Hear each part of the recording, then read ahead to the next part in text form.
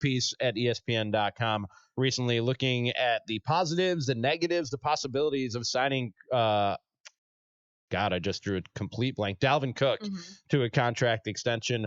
First of all, my first question is, why would the Vikings do this at this point? Because all we're hearing is about they need to free up cap space. That's why you would talk about an extension with Kirk Cousins. That's why Everson Griffin is talking about a reduced salary right now. All their moves at this point are geared towards freeing up cap space. With him being on a rookie contract, whatever deal, should they come to some sort of extension with Dalvin Cook, it's going to be more against the cap than what he's being paid now, well, right? Yeah, that's the thing that we need to clarify here.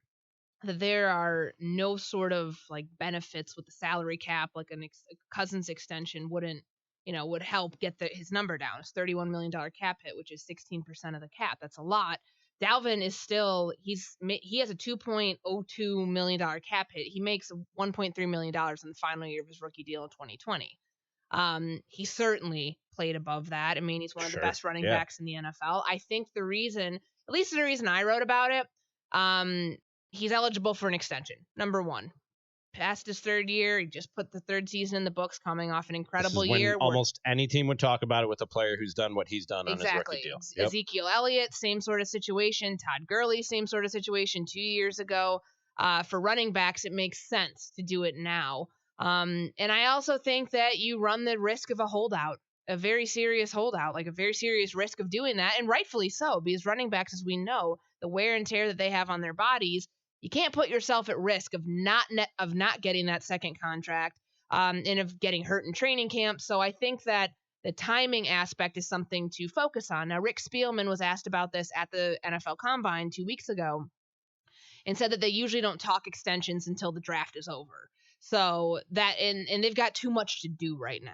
Like, they've got a lot of free agents they've got to figure out, from Anthony Harris to Mackenzie Alexander, Trey Waynes, Stephen Weatherly, Everson Griffin, blah, blah, blah, keeps going on and on. They've got a lot on their plate. So I don't anticipate something like this happening in the short term. But the reason I wrote about it is it's something you want to keep your eye on going into OTAs, going into mandatory minicamp, but certainly going into the off-season program, or going into training camp, because if he doesn't get a deal before then, I do believe we are headed towards not seeing him at camp. And one thing I want to add on that, the new CBA, if it does indeed pass this Saturday, has much harsher penalties for, let's call them vested veterans. Because Dalvin's a veteran at this point. He's played 3 years, but he's on the final year of a rookie deal. But veterans who are, looking for a third, a fourth contract, things like that, there's harsher penalties for them in terms of fines that they will have to incur and money that they won't get back for either leaving training camp early, for not showing up, for holding out. But for players like Ezekiel Elliott did last year, of missing the entire training camp to go to Cabo, and then he ends up getting his big deal at the end of August, they are not going to, at least from what we read with the language, from what I understand, they will not penalize players who are trying to get that extension going into the final year of their rookie deal.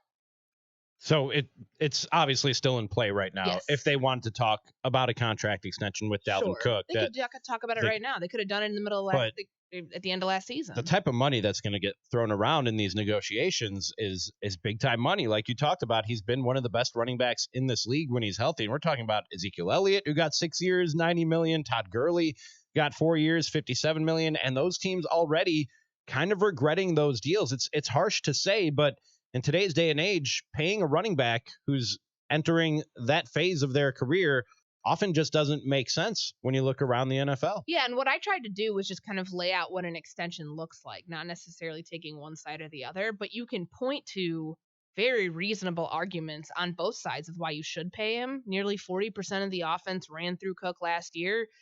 With a quarterback like Kirk Cousins, you damn sure better have a good running game behind that. I mean, that's what this offense is predicated on. Gary Kubiak's scheme, whether it's Cook or somebody else, which I think is the argument of why you wouldn't want to necessarily give him the big extension, it still needs that workhorse back, whether it's Dalvin or someone else. But what he's shown in the year leading into the possible extension, of what he did in 2019, still hasn't played a full 16-game season. He hasn't been fully healthy, which I know that in negotiations. That will certainly come up as a point on the Vikings side, as a point of leverage for them of why they wouldn't want to pay necessarily top dollar.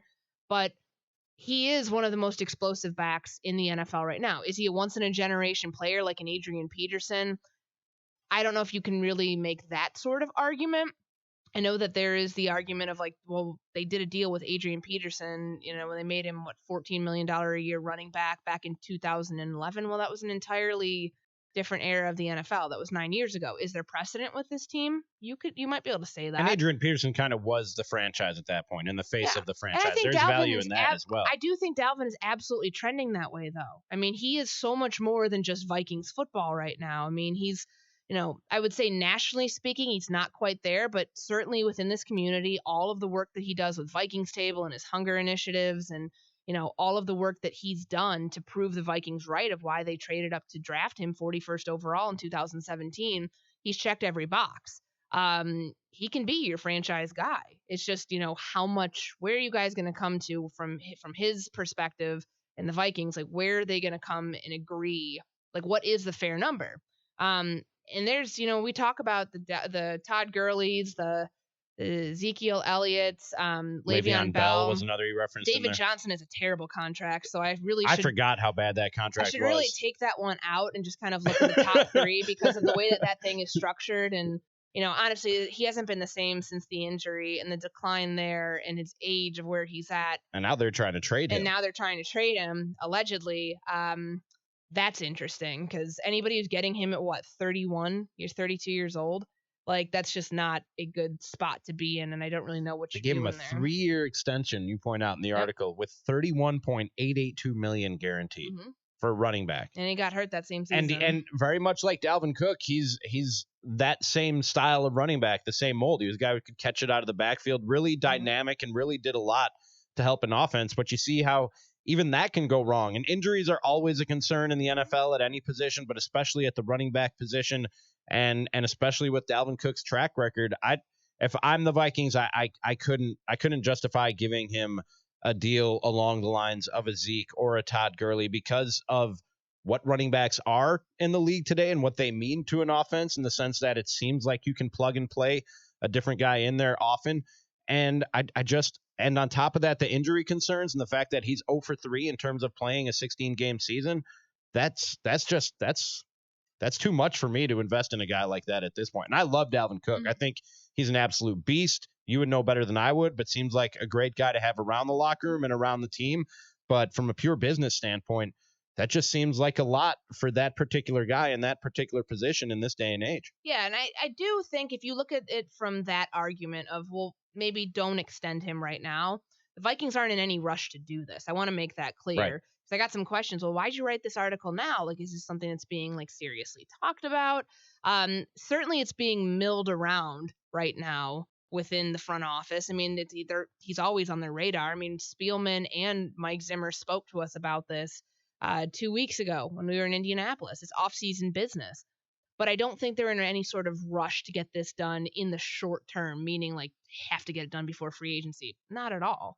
Paying him now, when his value is where it is, and if you really expect him to have a upward trajectory where he's only going to get better than this. I mean, he had a really darn good season last year. And I mean, the touches of where he's at, he had less mileage on him because of the injuries than Adrian Peterson did by the time that he got his extension. I think it's really the only thing that you can pull from that. But in determining of is he worth it? I think he is worth an extension. I do. I think that there is reason to believe that you can't just say, I'm just going to get another running back and plug him in the system. He'll be the same. He could be similar, but Dalvin Cook is very explosive and does a lot of things really, really well. Yeah. So you might be losing out on that factor, but I think you'll lose a little bit. It's going to be really hard to get a replacement level running back of Dalvin Cook. I'm not saying that whoever you get will be Dalvin Cook all over again. There's probably a little bit of a drop off, but I think you can find a sufficient replacement. And what comes to mind for me, you mentioned Gary Kubiak's system and how well Dalvin Cook fits in this system and everything that he can do about it. when Gary Kubiak was the head coach in Denver, it seemed like every year they had Somebody a different different. running back, and it didn't seem to matter. Like I said, they just plug and played. And even when you go back to Houston with Arian Foster, I mean, They let took him from a no-name guy to a Pro Bowler. They traded Clinton Portis at this very same stage in his career. It was time to talk contract extension or talk about some different options, and they decided, you know what, we can move on from Clinton Portis when Gary Kubiak was the head coach of the Broncos. Portis's last year in Denver, they had, as a team, 2,629 rushing yards. The following year, after they traded him, they actually ran for more yards, 2,333 yards. His system, for whatever reason, seems like you can plug guys in there and they'll produce because of the system, because of the zone blocking scheme that he uses, the style of offensive line that he uses. It seems like it's just suited to or catered to being able to run the football. And I really like what I've seen from Alexander Mattison. You get somebody to pair with him in the backfield as a two-headed monster, and I think you have a much more cost-effective backfield than you would if you brought back Dalvin Cook. Yeah, and I mean, I know that there are people out there who say never pay a running back on his second contract. It's a waste of money in today's NFL, given all that they are asked to do, and their bodies are put through the ringer, probably more than any other position in the NFL. Like, they are battering rams. Right. And that takes a toll. That's why you don't see many running backs playing into their 30s. And, when you already have injury concerns, and I think that, it's kind of wise for Mike Zimmer to shoot down the notion. I think he was asked, I don't know how exactly it was phrased, but the question was about Dalvin being injury prone in Indianapolis. He was asked by someone at the podium session about that. And he said, I don't think he's injury prone. He said, he had a knee and a hamstring. Or I think he left out the hamstring. To a knee and a shoulder. So basically what happened with his ACL his rookie year and then his shoulder this past year where he got banged up. He obviously returned because they needed him so badly to be fresh for the playoffs. Because imagine if he doesn't have the type of performance he did in New Orleans. I don't think got the offense going there, but paying Dalvin now, the argument to do it, and I just pulled up his numbers. So his production was almost identical to Peterson's at the time that he got his extension in 2011. So coming off the 2019 season, Cook had 1,654 total yards from scrimmage and 13 touchdowns. If you expect his trajectory to continue going upwards, well, why not get in essentially on the low of doing that instead of, you run the risk of letting him hit free agency and then he outprices what you could pay him next year. Or, you could decide, hey, we're not going to extend you right now if he does indeed not hold out and he plays, because we saw how the Melvin Gordon situation played out. What happened? Melvin Gordon came crawling back, and Austin Eckler just got a sizable extension for himself. As a former UDFA, got a big extension, averaging just under $7 million a year on Friday. Some may argue that that's, crazy, that that's something that's way too low for running backs, especially somebody as good as him. He's really good at catching the ball. But if Dalvin really is, if you view him as not only the focal point of your offense, but the face of your franchise, then it totally makes sense from that perspective. I know coaches and players take offense to that injury prone label that you might put on, because it almost sounds like you're blaming the guy that he gets hurt a lot or that it's his fault. And that's really not all I'm saying. That's really not at all what I'm saying. But at the end of the day, whether it's just dumb luck or whether it's his running style, the fact of the matter is Dalvin Cook, going back to his last year at Florida State, hasn't played a full season healthy. And that's a track record. You can definitely say at this point that maybe it's just bad luck, but he is injury prone. He hasn't been as available as you would like him to be to this stage in his career. But I do think that, every coach, every person you talk to has talked about how hard he's worked in his rehab, and no one's going to deny that or be able to take it away from him. I remember doing a sit down with him going into the 2019 training camp, and just talking about how hard he worked to come back. And I think he knows his body better now than he probably has at any other point of his career. Because you mentioned, the labrum surgery at Florida State, and then early on in his rookie campaign, US Bank Stadium, week 4 of the season, he tears his ACL, and then the hamstring injury week 2 in Green Bay. Hurts his hamstring there, and then can't come back because he's trying too hard to come back, and then ends up putting himself further behind, a time land to get back. It's fact. He has not played a full 16 game season. Does that matter to the Vikings at the end of it when they view him the way that they do or the way that we think that they do? I don't know. Where is the sweet spot? I think that that's where we come to the argument here. Is it in the $8 to $10 million range? Is that too low? Should you go up to $10 to $12 million? I don't think he's getting $15 million just based on what we've seen with running back contracts before. And that's no slight on Dalvin. Not at all. I just think that this is a generation and a day and age where we saw running back contracts start to make a very quick upswing with Todd Gurley, with Le'Veon Bell obviously doing the holdout and then getting paid all that money with the Jets. And then they underperformed. And I mean, Gurley has a degenerative knee. I don't know what the deal was with Le'Veon Bell and the Jets, and he just didn't perform to where we expected him to or perform up to the level of that contract. Teams are going to look at that. The Minnesota Vikings could look at that and say, well, that's a point of caution for us of why we don't want to go there.